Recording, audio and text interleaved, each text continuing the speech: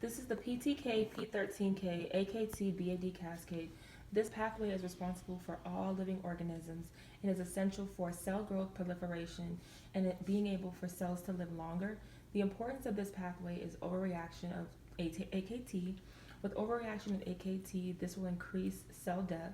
With underreaction of active AKT, this will result in cell growth, as well as apoptosis. This pathway begins with the binding of a ligand to two RTK molecules. This results in the dimerization, which results in the juxtaposition of two RTK domains on the cytoplasmic side of the plasma membrane. This causes trans-autophosphorylation. The protein kinase activity of one receptor of the dimer phosphorylates tyrosine residues in the cytoplasmic domain of the other receptor, and the phosphate moves heterologous. Depending upon the receptor, different proteins may bind to a phosphorylated domain.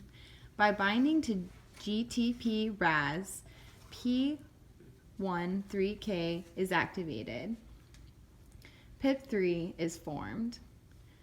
The active PI3K migrates to the inner side of the membrane and binds to P2, anchored by fatty acids in the lipid layer of the membrane.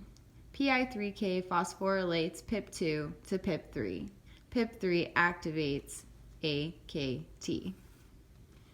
P3 is able to be phosphorylated and activated on either SH2 domain and then results in PDK1 activation. AKT then interacts with P3 at the plasma membrane by pH domain. This makes AKT a substrate for PDK1. PDK1 then phosphorylates AKT, making it break off from the plasma membrane and move to the cytosol and nucleus. AKT then promotes cell survival by inhibiting the pro-apoptotic protein BAD. The active BAD protein is involved in initiating apoptosis. When BAD is dephosphorylated, it forms a heterodimer with BCl2. Once the heterodimer is formed, the bonded pair become inactive and allow for apoptosis to take place. When AKT phosphorylates BAD in the BAD-BCl2 complex, BAD transforms into a BAD protein heterodimer and is rendered inactive. BCl2 becomes active and helps to inhibit apoptosis.